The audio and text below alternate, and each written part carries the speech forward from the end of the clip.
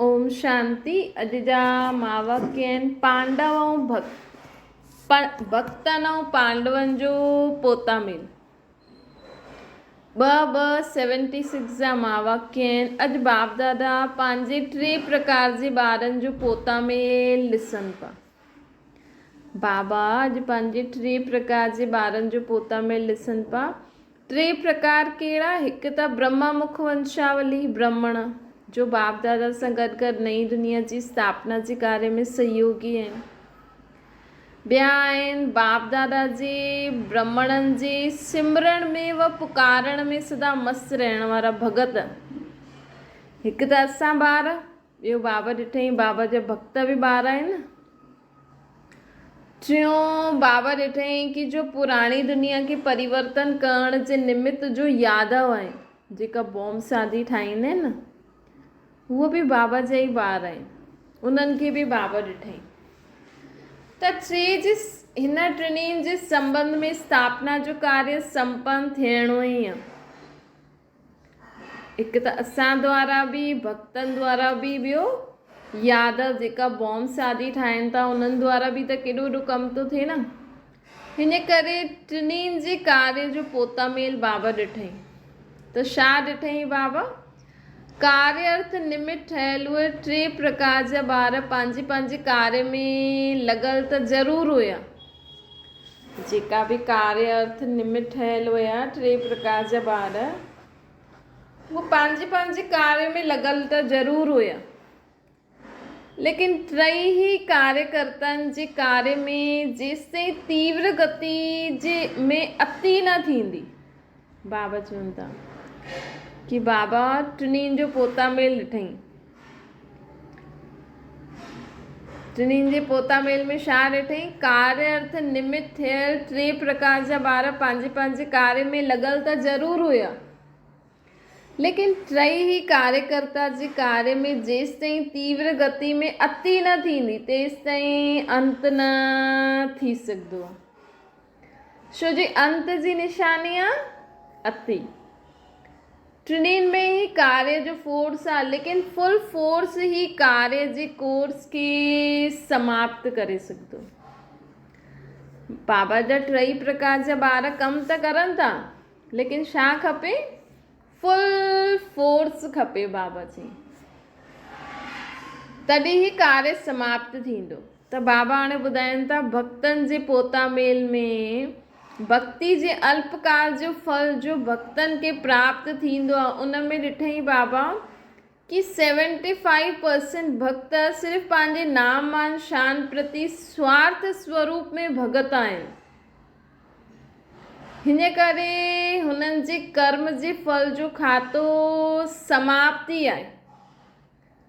भक्ति वारा जेका 75% भगत पंहिंजे नाम मान शान जे स्वार्थ जे लाइ भक्ति कंदा आहिनि, त उन्हनि जे कर्म जो खातो त जीअं सम्झो समाप्ति आहे। बाप जो फल ॾियण, बाबा खे फल ॾियण जी आवश्यकता ई न आहे उन्हनि खे।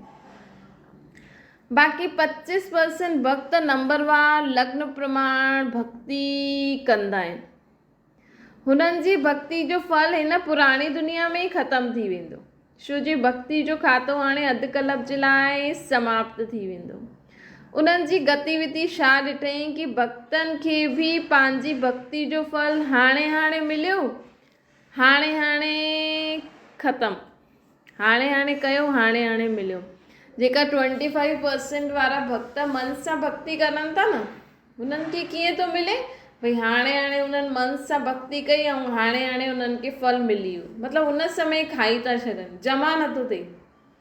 अर्थात अल्पकाल जी लग्न जो फल हाणे ही अल्पकाल में प्राप्त थी वेंदो, भविष्य जमा न थींदो, छो जे अधु कल्प जे लाइ समाप्त थियणो आहे न। हाणे भक्तनि जी प्राप्ति जो रूप ईअं ई आहे जीअं बारिश जे मौसम में चीटियुनि खे पंख लॻी वेंदा आहिनि, उहो ई त उहे ॾाढी ख़ुशी सां उड़न लॻी वेंदियूं आहिनि।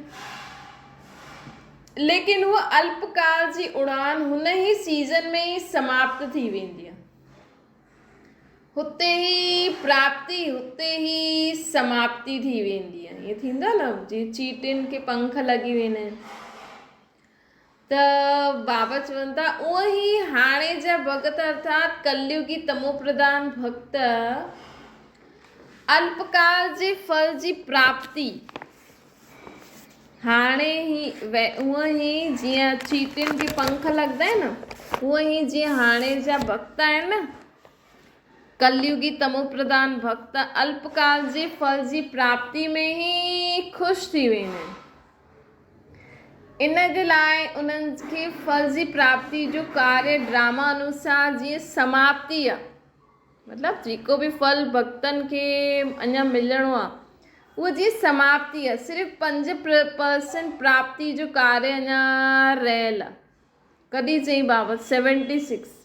हाणे त भक्ति में बि रस न आहे न, सभु थकिजी पिया आहिनि। त बाबा चवनि था कि हाणे अति अर्थात फुल फोर्स सां भक्त बि चिल्लाइनि था न, हाणे हुन में बि विशेष शक्तियुनि खे पुकारदा कि वरदान ॾियो, शक्ति ॾियो, साहस ॾियो, हिम्मत ॾियो। हाणे सभु पुकारनि था। ॾिसो हाणे ये अति में वञी करे पोइ समाप्त थी वेंदी। त हाणे तयारु आहियो?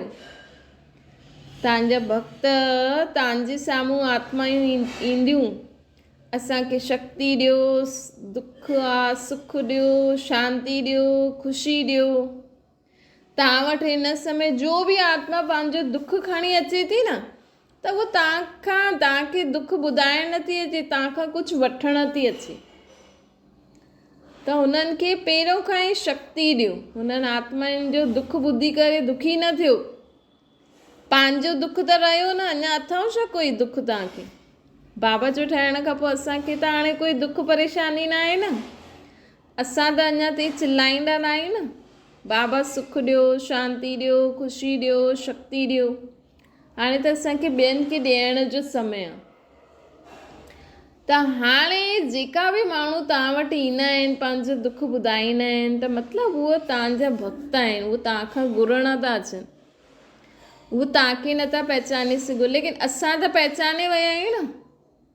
उहे बाबा जे बारे में ॿुधणु नथा चाहिनि, लेकिन उन्हनि खे शांति खपे, सुख खपे, शक्ति खपे। हाणे अति में वञी करे पोइ समाप्त थी वेंदो। त भक्तनि जे पोतामेल जो रजिस्टर समाप्त आहे ई, जीअं त थियल ई आहे। जो थोरो बहुत रहियल आहे उहो हाणे कर्म हाणे फल जे रूप में समाप्त थी वेंदो। इहो हुयो भक्तनि जो समाचार। ॿियो आहे यादव सेना जो समाचार। यादव सेना जे बारे में बाबा ॿुधाइनि था, उन्हनि जे पोतामेल में छा ॾिठईं। यादव अर्थात जो फॉरेनर्स हूंदा आहिनि न, जो बॉम्ब शादी ठाहींदा आहिनि, हर कर्म में उहो क्वेश्चन ई कंदा रहंदा आहिनि। जेका यादव कुल वारी आत्मायूं आहिनि, स्पीड तेज़ करण में ॾाढा चातरक ॾिसंदा आहिनि बाबा, उन्हनि ॾिठईं। लेकिन जेतिरी स्पीड खे तेज़ कंदा आहिनि, ओतिरो ई क्वेश्चन मार्क जी दीवार बार बार अचण सां स्पीड खे तीव्र न करे पाईंदा आहिनि। ॾिसो पहिरियों त वॾा बॉम्ब्स हुया, वॾी बंदूकूं, इन्हनि सां चाकू तलवारनि सां लड़ंदा हुया। हाणे त ॾिसो केॾा बॉम्ब्स काथे वेठा आहिनि, काथे फिटी था करनि, ऐं एतिरा नंढा खे पतो बि नथो लॻे हिन में बॉम्ब आहे। लेकिन बाबा चवनि था हुननि जी स्पीड, उन्हनि जे मन में ॾाढा प्रश्न हूंदा आहिनि, जंहिंजे कारण उन्हनि जी स्पीड ढिली थी वेंदी आहे। क्वेश्चन मार्क कहिड़ो आहे? हिकु त आरंभ केरु करे, मां करां इहे करे, मतिलबु कुझु बि इहे बॉम्ब शादी ठाहिण जो उन्हनि जे मन में प्रश्न हूंदो आहे, भई असां इहे ठाहियूं त था, लेकिन इन सां त माण्हुनि जो नुक़सानु ई थींदो। त ख़ुदि ई सोचंदा रहंदा आहिनि, मां करां इहो करे, मां करां इहो करे। ॿियो प्रश्न कहिड़ो हूंदो आहे उन्हनि जे मन में, कि हाणे करूं या पोइ करूं। टियों प्रश्न हूंदो आहे कि हिन जी रिज़ल्ट छा थींदी। अगरि असां बॉम्ब्स ठाहे छॾंदासीं त हिन जी रिज़ल्ट छा थींदी। छो जी लड़ाई करण खां पहिरियों त उन्हनि खे ॾाढो क्रोध ईंदो आहे न, त कॾहिं क्रोध अग्नि प्रज्वलित थी वेंदी आहे त ठाहिण लॻी वेंदा आहिनि। कॾहिं पोइ छा थींदो, जो संकल्प रूपी पाणी छीटे समान हुन क्रोध अग्नि खे शांत करे छॾंदो आहे कि असां हीअं कंदासीं। पहिरियों त उन्हनि खे गुस्सो ईंदो आहे कि हा असां बि बॉम्ब्स ठाहे करे हिननि खे मारंदासीं। पोइ सोचंदा आहिनि अरे असां हीअं कयो त पोइ छा थींदो, हेॾे माण्हुनि जो नुक़सानु थी वेंदो, हीअं थी वेंदो। त संकल्प रूपी पाणी छीटे जे समान हुन क्रोध अग्नि खे शांत करे छॾंदा आहिनि। चौथो क्वेश्चन उन्हनि जे मन में हूंदो आहे कि इहे सभु कराइण वारो असांखे केरु आहे, असांखे केरु प्रेरणा थो ॾिए कि हीअं हीअं बॉम्ब्स ठाहियो। बाबा चईंदा आहिनि न, बाबा ई प्रेरणा ॾींदा आहिनि। शिव जी न त बाबा जा वार जेका अंत में जीअं शरीर छॾंदा, ॾाढा तड़पी तड़पी करे शरीर छॾंदा न, त ॿारनि खे तड़पन न थिए, जास्ती दुख न थिए, इन करे बाबा ये बॉम्ब्स आदि ठाराइण जे लाइ प्रेरणा ॾींदा आहिनि। उन्हनि जी गतिविधि छा ॾिठी, त इहे सभु प्रश्न उन्हनि जे मन में ईंदा आहिनि। जेका बॉम्ब्स ठाहींदा आहिनि उहे सोचंदा आहिनि असां ठाहियूं या हीअ ठाहे। पोइ कॾहिं सोचंदा आहिनि कि हाणे ठाहियूं या कॾहिं ठाहियूं। कॾहिं सोचंदा आहिनि कि असां हीअं ठाहींदासीं त रिज़ल्ट, असां हीअं ठाहे करे हिक ॿिए सां लड़ंदासीं त रिज़ल्ट छा थींदी, माण्हुनि खे केॾो दुख थींदो। चौथो प्रश्न उन्हनि जे मन में ईंदो आहे कि असांखे केरु थो प्रेरणा ॾिए। इन में कंफ्यूज़ थी वेंदा आहिनि त ठाहिण में स्पीड घटि थी वेंदी आहे। उन्हनि जी गतिविधि बाबा छा ॾिठई, यादव कुल जी पंहिंजी पाण खे ई न सम्झनि था। होश ऐं जोश हिन ई दुविधा में आहे। होश बि आहे, जोश बि आहे, लेकिन इन ॿिन्ही दुविधा में फसियल आहिनि। इन जे लाइ स्वयं सां ई परेशान थी वेंदा आहिनि। उहे एकांतवासी ठहिणु चाहींदा आहिनि, लेकिन उन्हनि जी बुद्धि एकाग्र ई न थींदी आहे। हिन करे बार बार जोश में अची वेंदा आहिनि। जीअं सम्झो जेको क्रोधी हूंदो आहे न, जेको ज़्यादा सोचंदो आहे, उहो कुझु न कुझु प्लान ठाहींदो ई रहंदो लड़ाई झगड़ो करण जो। कॾहिं होश में हूंदो कि न न ईअं न करो, कॾहिं जोश में अची वेंदो कि हा मां बि ईअं कंदमि। त अहिड़ी आत्मायूं स्वयं सां ई परेशान हूंदियूं आहिनि। त जेकी कॾहिं छा जीअं घर में थोरा थोरा लड़ाई झगड़ा कराईंदा, कई माण्हू थोरे वॾे लेवल ते, कई माण्हू थोरे वॾे, ऐं जेका बॉम्ब्स आदि ठाहींदा आहिनि उन्हनि जी बि हालति इहा ई हूंदी आहे। कॾहिं सोचंदा आहिनि न न हिन सां नुक़सानु थींदो, कॾहिं जोश में अची वेंदा आहिनि न मां बि हुननि जे पूरे देश खे ख़तमु करे छॾींदुमि। त एकांतवासी उहे ठहिणु चाहींदा आहिनि, लेकिन उन्हनि जी बुद्धि ई एकाग्रचित न थींदी आहे। जे करे बार बार जोश में ईंदा आहिनि, ॾाढी तेज़ सां प्लान बि ठाहींदा आहिनि, फुल तयारी बि करे वठंदा आहिनि। समय, सेना, शस्त्र ऐं स्थान सभु सेट करे छॾंदा आहिनि। ईअं ई सम्झंदा आहिनि कि हाणे लड़ाई थी की थी, ॾाढी फास्ट तयारी में रहंदा आहिनि। लेकिन लास्ट प्रैक्टिकल जे समय कंफ्यूज रूपी सिग्नल लॻी वेंदो आहे। जे सम्झो हिकु कोई माण्हू आहे, हुनखे ॾाढो सोचंदो आहे, सभु प्लान ठाहे छॾंदो आहे कि हाणे मां हिननि सां लड़ंदमि, मां हिननि खे हीअं बर्बादु कंदमि। पंहिंजो समय, पंहिंजी माण्हुनि खे बि तयारु करे रखंदो आहे कि हा तव्हां बि मूंसां गॾु अचो, सभु सेट करे छॾंदो आहे। लेकिन एंड मूवमेंट ते कोई माण्हू अचे हुनखे चए न शांत करो, एॾो उहो थी वेंदो, ईअं थी वेंदो, त शांत थी वेंदा आहिनि न थोरे समय जे लाइ। ईअं ई वॾे लेवल ते बि माण्हू जो बॉम्ब्स ठाहींदा आहिनि न, उहे सभु कुझु तयारी करे वठंदा आहिनि कि हाणे बसि हिन देश खे ख़तमु ई करे छॾींदासीं। लेकिन लास्ट समय में कुझु कंफ्यूज थी वेंदा आहिनि। त बाबा चवनि था इन करे उन्हनि जी तयारी में सिर्फ़ु प्रेरक जी प्रेरणा जे हिकु सेकेंड जो फ़र्क़ु आहे। केरु उन्हनि खे रोके छॾंदो आहे लड़ाई सां? बाबा रोके छॾंदा आहिनि। इंतज़ाम उन्हनि जो आहे, लेकिन हुन सेकेंड जी प्रेरणा जो इंतज़ारु कंदा आहिनि कि कॾहिं असांखे जेको बॉम्ब्स ठाहिण लाइ प्रेरणा ॾिए थो, उहा इहा बॉम्ब्स खे यूज़ करण लाइ बि प्रेरणा ॾिए। इंतज़ाम उन्हनि जो आहे, लेकिन लेकिन उन्हनि खे हिकु सेकेंड जी प्रेरणा जो इंतज़ारु आहे। एॾो वॾो देश खे ख़तमु करण लाइ ॾिसो हाणे त जेका माण्हू 2 देश लड़नि था, केॾो उन्हनि बि पहिरियों त सोचियो हूंदो न इन्हनि खे मारंदासीं त वीचारा माण्हू बि मरी वेंदा जंहिंजो कसूर न आहे, त केॾी हिमत करे लड़ंदा आहिनि, ईअं ई थोरी थींदो आहे। त बाबा चवनि था कि उन्हनि जी गतिविधि सेकेंड ताईं पहुची वई आहे। त बाबा चवनि था कि इंतज़ाम समाप्त करे उहे इंतज़ार था करनि, मतिलबु उन्हनि जी पूरी तयारी आहे।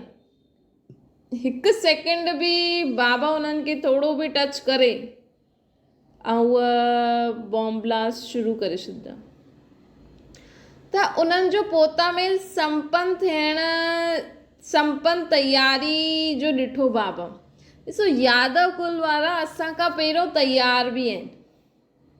हाणे सिर्फ़ु हिकु कार्य रहियल आहे, रिफाइनेस, लेकिन पंहिंजे विवेक द्वारा पंहिंजी तयारी खे फाइनल करनि था। फाइनल करण जी हिकु फाइल अञा रहियल आहे।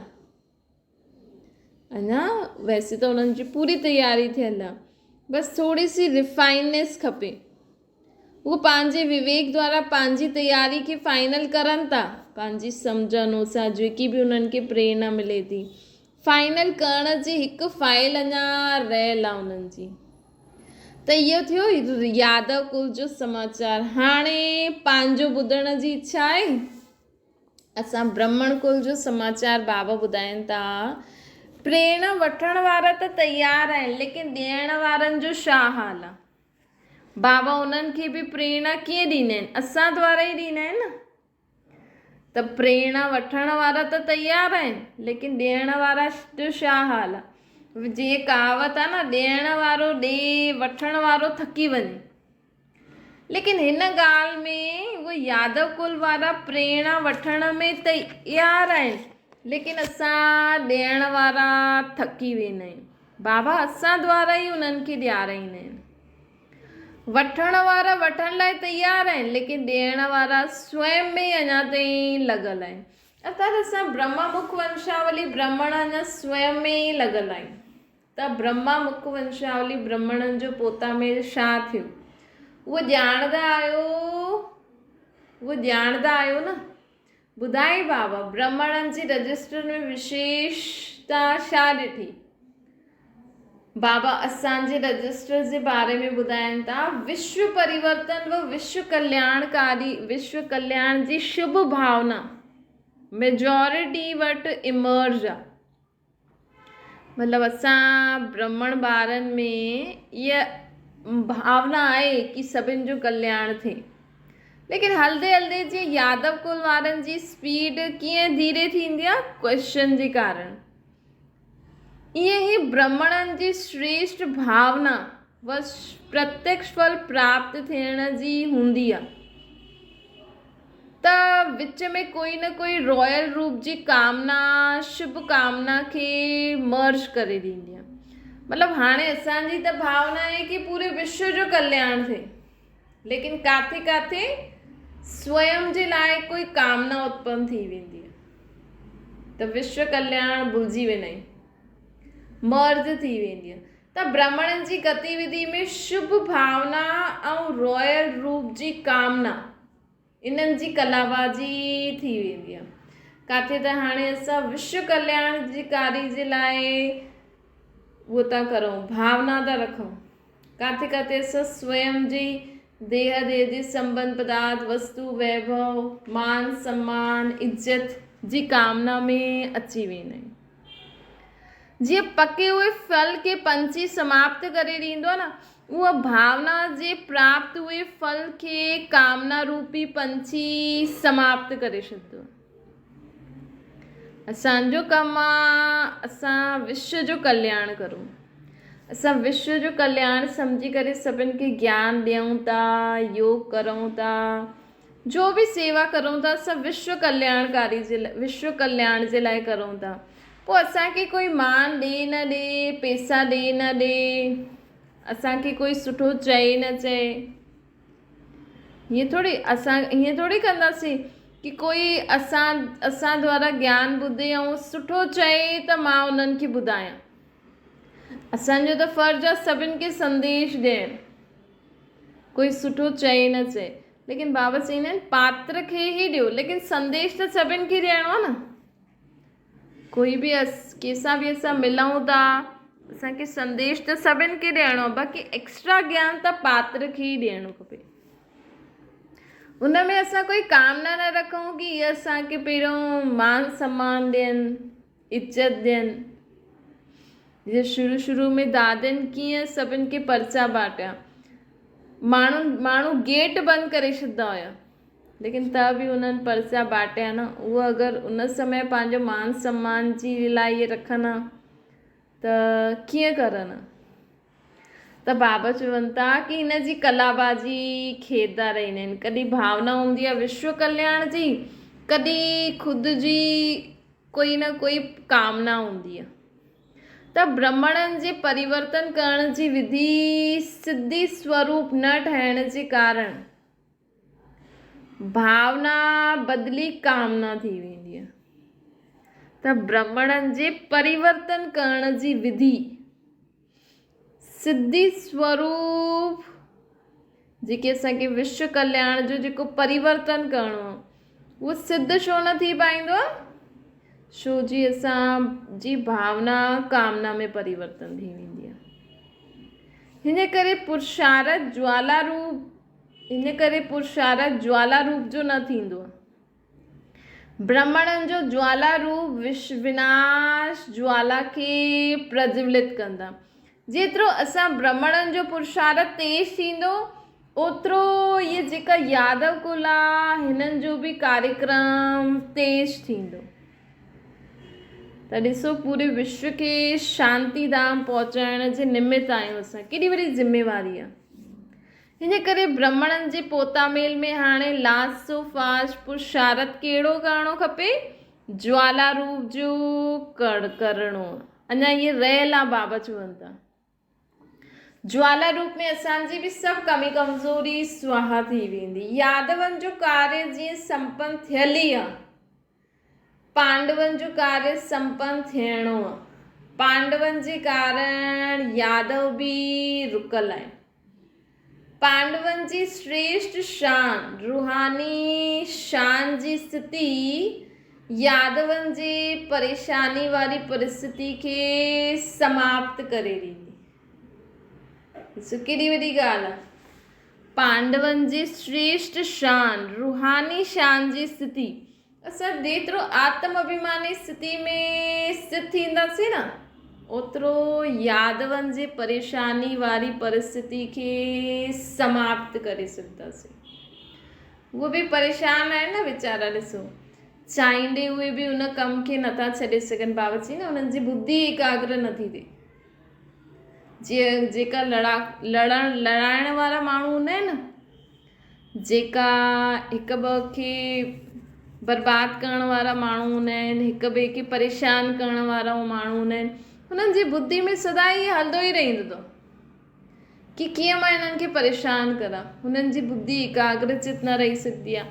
हुन आत्माउनि जे मथां केॾो रहम करणो खपे न। अहिड़ी आत्माउनि सां नफ़रत न करो जेको सभिनि खे लड़ाईंदी रहंदी आहे न। उहो वीचारी आत्मा ख़ुदि ई परेशान आहे। हुनजी बुद्धि ख़ुदि ई एकाग्रचित न थींदी आहे। हुनजे मन में इहो ई ईंदो आहे कंहिंखे लड़ायां, कंहिंखे मारां, मारण जो बि प्लान ईंदो आहे कि बसि हिनखे मारे छॾियां, पोइ घर जी मालकिन मां थी वेंदो, पोइ मां सभु कुझु कंदमि, मुंहिंजो सभु थी वेंदो। त अहिड़ी आत्माउनि जे मथां रहम करणो खपे। त बाबा चवनि था कि पांडवनि जी श्रेष्ठ शान, रूहानी शान जी स्थिति यादवनि जे परेशानी वारी परिस्थिति खे समाप्त करे ॾींदी। त पंहिंजी शान सां परेशान आत्माउनि खे शांति ऐं चैन जो वरदान ॾियो।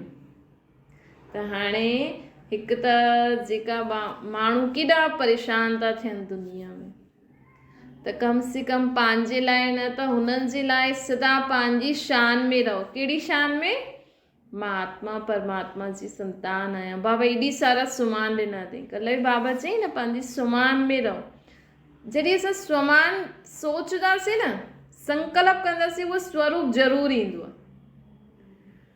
त पंहिंजी शान सां परेशान आत्माउनि खे शांति ऐं चैन जो वरदान ॾियो। बाबा चवंदा सम्झो टिनिनि जो पोता मेल ॿुधायो। अच्छा, अहिड़ा ज्वाला रूप सर्व विनाशी कामनाउनि खे श्रेष्ठ ऐं शुभ भावना में परिवर्तन करो।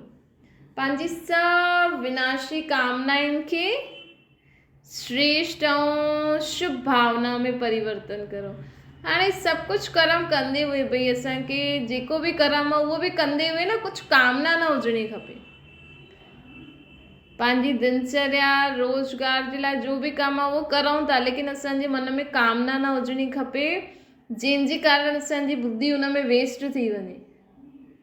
त पंहिंजी सर्व विनाशी कामनाउनि खे श्रेष्ठ ऐं शुभ भावना में परिवर्तन करण वारा, भक्तनि जे अल्पकाल जे अंतिम फल महादानी वरदानी रूप में ॾियण वारा, दाता ऐं वरदाता बाप समान सदा ॾियण वारा ऐं सर्व जी कामनाउनि खे संपन्न करण वारा संपूर्ण फ़रिश्ते आत्माउनि खे बाप दादा जो यादि प्यार ऐं नमस्ते। असांजी बि बाप दादा खे यादि प्यार ऐं नमस्ते। अच्छा, ओम शांति। बाबा खे यादि करो।